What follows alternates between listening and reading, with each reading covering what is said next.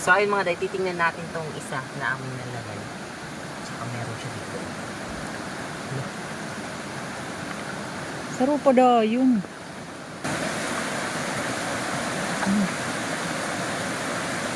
Yes!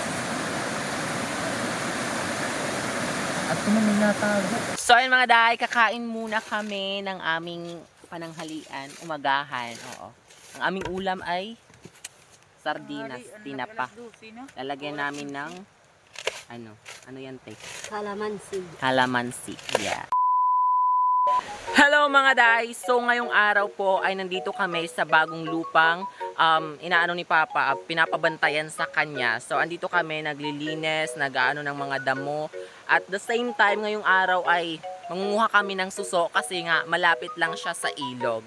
Yes po. At saka mangunguha din kami mamaya ng mga labong or dabong na gugulayin namin. Yung mga batang sahaba ng batang saha ng kawayan. So ayun, tara samahan niyo ako sa mga ganap ko today. Yes. Para naman utanon niyan.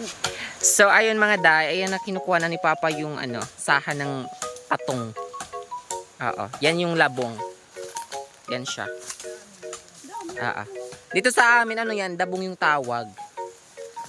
Kanya-kanya tayo ng salita.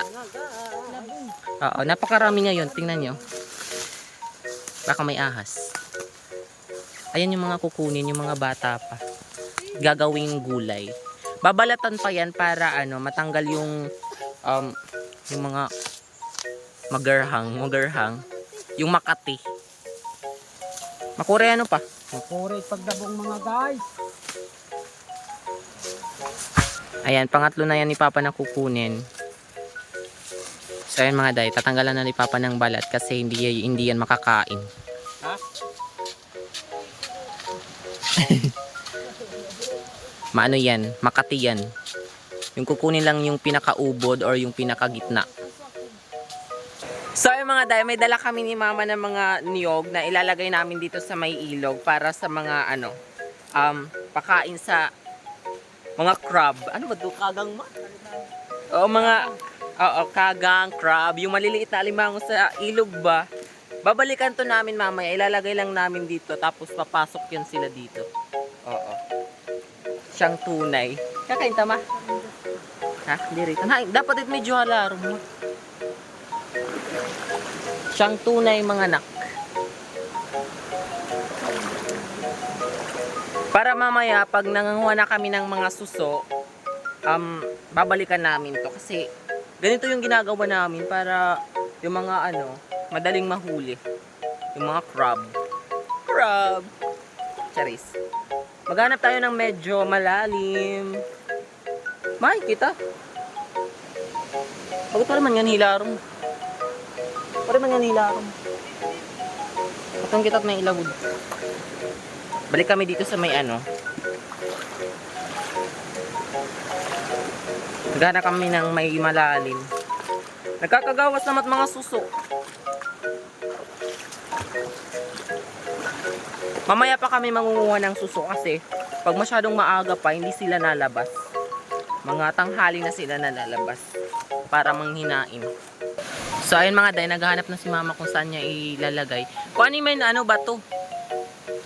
Lalagyan niya ni Mama ng bato para hindi madala ng agos ng tubig.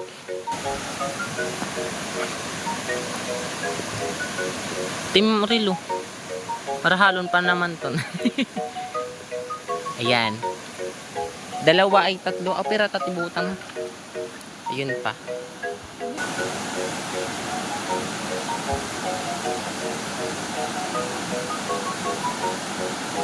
Kuya nga lama. Sugad.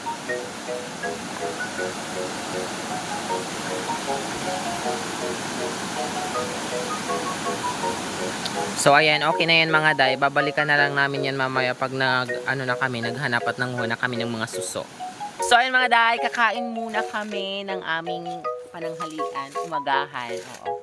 Ang aming ulam ay sardinas, tinapa.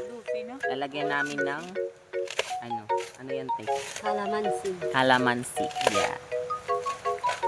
No, buod. Doon natin. Galuan na la iton. Napakasosyal ng aming lagayan. May laman pa talaga. Tara. Ay. Walang arte-arte dito sa bundok. Tapos asinan. O ginutahab to kay Dak. Aasinan pa talaga. Sige na ya. Pa, kanina pa ako. Kakain muna kami. Kasi magutom na. So, ayun mga day, babalik na kami ni Mama doon sa mga nilagay namin na nyog sa ilog. At saka, manguha na din kami ng suso. Kasi paano na, tanghali na dito. So, pwede na yun. Ano makukuha ang tao? Kikita ang taanay?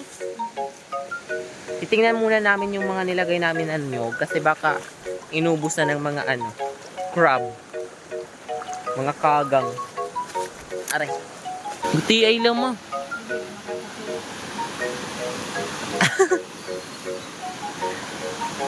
Ito naman. Kumalan. Nangangagat.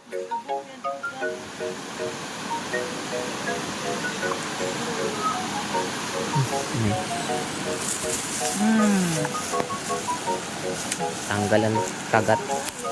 So ayun mga day, titingnan natin tong isa na aming nalagay. Saka meron siya dito. Sarap pa daw yun. Masarap sulod. Maliliit. Adun suso. Ay, bolog.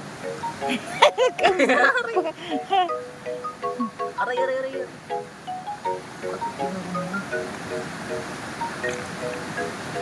Nadakop ko po ga.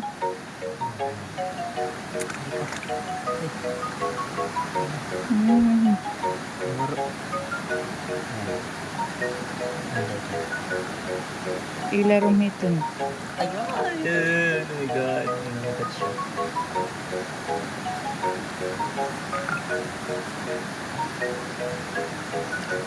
Ang dami, oh my God. Inin ulang yan tumiro. Ano yung mga susok?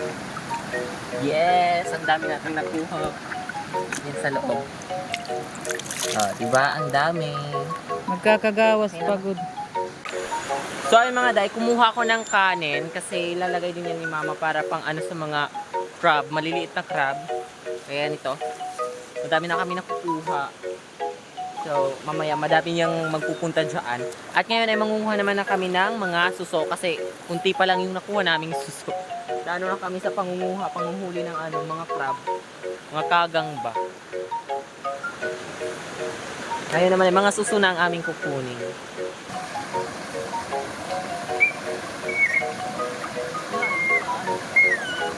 Binti saba. Nandito yung sa taan.